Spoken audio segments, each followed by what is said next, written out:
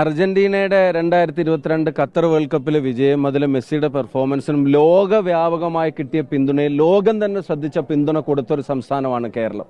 കേരളത്തിലെ ഫുട്ബോൾ ആരാധകരുടെ എല്ലാവരുടെയും ആ ആവേശത്തെ അർജന്റീനൻ ഫുട്ബോൾ അസോസിയേഷൻ ഇന്ത്യയിലെ കേരളത്തിലെ എടുത്തു പറയുന്ന തരത്തിലുള്ള ആരാധന, അവരുടെ ഇഷ്ടം പ്രകടിപ്പിച്ച ഒരു പൊതുസമൂഹമാണ് കേരളത്തിലുള്ളത്.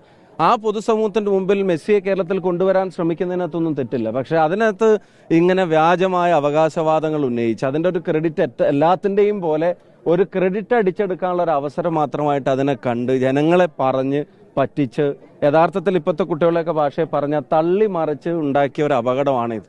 ഇപ്പോൾ ഇത് അർജന്റീനൻ ഫുട്ബോൾ അസോസിയേഷൻ തന്നെ പറയുന്നു, കരാർ ലംഘനം നടത്തിയത് കേരളത്തിലെ ഗവൺമെന്റാണ്.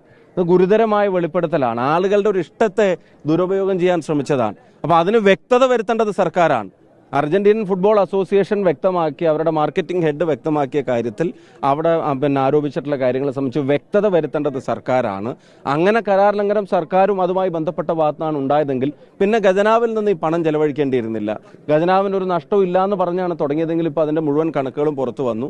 അങ്ങനെ സർക്കാരിന്റെ വീഴ്ച കൊണ്ടാണ് അതില്ലാതായതെങ്കിൽ അതിന് വ്യക്തത വരുത്തണം. ആ വ്യക്തത വരുത്താൻ കഴിയാത്ത പക്ഷേ പൈസ തിരിച്ചടക്കാൻ CPM തയ്യാറാവണം, ഖജനാവിലേക്ക് തിരിച്ചടക്കാൻ തയ്യാറാവണം. കാരണം ഇവരുടെ വീഴ്ച കൊണ്ട് പിന്നെ പിന്നെ തടസ്സം നേരിട്ടതാണെങ്കിൽ മെസ്സി കേരളത്തിലേക്ക് വരണം എന്ന് ആഗ്രഹിക്കുന്നുണ്ട് ഫുട്ബോൾ പ്രേമികൾ. അവരുടെ ആഗ്രഹത്തെ പൊളിറ്റിക്കലി മിസ്യൂസ് ചെയ്യാൻ പാടില്ലായിരുന്നു. ഞാൻ ഒന്നുകൂടെ ആവർത്തിക്കുന്നു, ഇത് ഈ തള്ളിമറിച്ചുണ്ടാക്കിയ അപകടമാണ് എന്ന് പറയാതിരിക്കാൻ കഴിയില്ല.